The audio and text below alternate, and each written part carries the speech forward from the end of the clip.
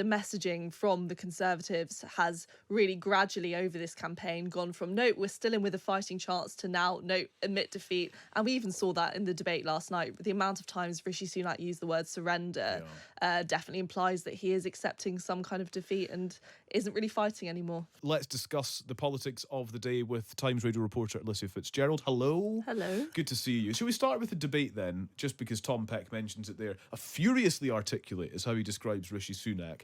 I watched it from start to finish. I thought it was quite feisty, it was quite intense. There is still something slightly abnormal about the way the two of them engage or indeed don't engage with each other. Absolutely. It was very heated from the get-go of that debate. And I think it's because it was their last opportunity to really go at each other until one of them ends up in number 10. And I think the stakes were slightly different for the two of them, which definitely influences the way in which they acted. For Keir Starmer, he had to make sure he didn't slip up. He kept that poll lead. He kept all the support that he has.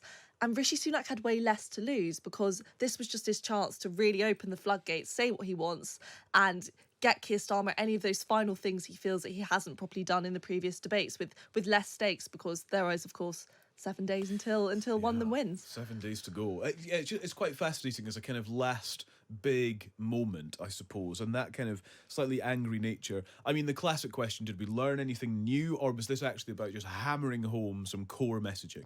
I think it was very clear the direction that both of them wanted to take the debate. For Rishi Sunak, it was to talk about tax. I mean, pretty much every answer he gave, he managed to pivot back into that line that he keeps saying, that Labour will raise taxes. And it didn't matter what the topic of debate was, he would always circle it back to that. So that became very clear. Keir Starmer, it seemed he did actually struggle slightly with the debate format, and I think lots of people will agree with me on that, in that he seems to do a bit better when he has a chance to speak uninterrupted and doesn't have any sudden jibes or surprises from an opponent. From a journalist, he's fine, but from Rishi Sunak, it does seem to throw him a little bit. So for him, I think his biggest stumbling block was probably on illegal migration. He did seem to tie himself a bit in knots about that. There wasn't a lot of clarity. So I think you could definitely see the angles that they were both going at, but for Keir Starmer, there was a bit of hesitation over some of those key topics. And it often felt like, and I think this was reflected by the questions from Michelle Hussein, also from Rishi Sunak, that sometimes for Keir Starmer, if he's kind of going on the defensive, he does that by talking about Rishi Sunak and the last 14 years. And actually, you heard Rishi Sunak several times saying, well, sure, but what are you going to do? What's the plan? Etc., etc., which is a core message I get, but is something that Starmer surely has to contend with over the course of the next week. Absolutely. And that happened in the very first question in the debate. It was about integrity in politics. And Keir Starmer very quickly referenced how Rishi Sunak broke COVID lockdown rules. And the issue with that is referencing the past a lot obviously opens a very obvious door for Rishi Sunak to say, what about Jeremy Corbyn? And that is the thing that Keir Starmer keeps trying to shake. Yet every time he just looks at Rishi Sunak's past choices, past decisions, his record over the past 14 years, maybe before he was Prime Minister, it kind of gives Rishi Sunak a green light to bring up that topic that Starmer really just doesn't want to talk about. So it's a difficult line to tread. Yeah. The stakes were obviously different. So it's I don't know, it's hard to say who won, but I'd agree with Tom Peck in that Rishi's debate style was probably a bit better last night. Right, shall we go to the kind of top political story, really, the one that's still evolving? This is the betting scandal. The number of police officers who allegedly placed bets on the election date has risen to 7 today, and the Metropolitan Police has announced it's widening its investigation into the scandal. It's alleged that high-level inside information on the election date was used to place bets, and maybe hundreds of them.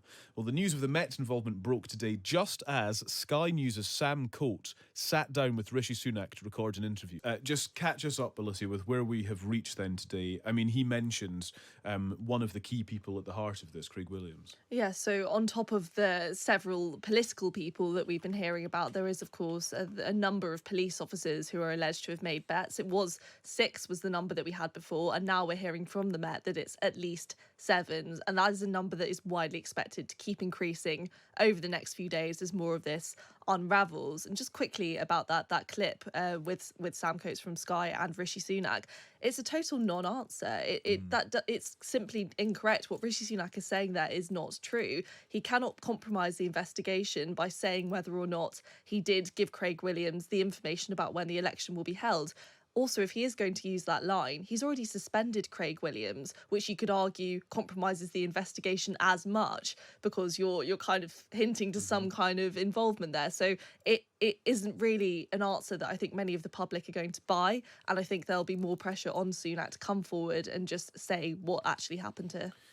Yeah, listen out for interviews with Conservative representatives on Times Radio then over the course of, well, the next week certainly in the build-up. And speaking of Conservatives, should we talk about Steve Baker, the Northern Ireland minister, who is going to try to become Conservative leader if he keeps his seat at the election?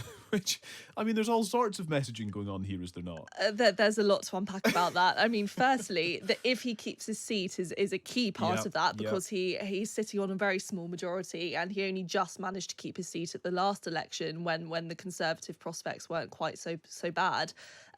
Secondly, he's the first Conservative to come forward and actually say he will 100% throw his hat in the ring, and that implies a few things. One, it implies that he's pretty sure the Conservatives are going to lose the election and that Rishi Sunak will have to stand down, and two, it implies some level of confidence that he will keep his seat. He has caveated it and said, only if I keep my seat, clearly. But it does make you think that he has some kind of confidence there that he might win and does have a good chance at being the next Tory leader. I just think that indication that Rishi Sunak is going to be shown the door after the election is it's just such an odd one in the middle of, towards the end of an election campaign. It is, and he's not the first person to imply that, though. I think the messaging from the Conservatives has really gradually over this campaign gone from, no, we're still in with a fighting chance, to now, no, admit defeat. And we even saw that in the debate last night. The amount of times Rishi Sunak used the word surrender definitely implies that he is accepting some kind of defeat and isn't really fighting anymore.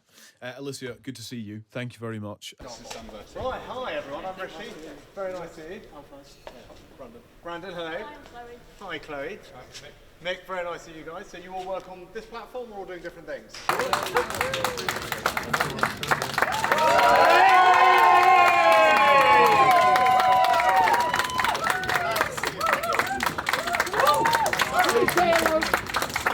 This lady's going to be Gavin Williamson for you. Nice to see you. Right, sorry, we're going to...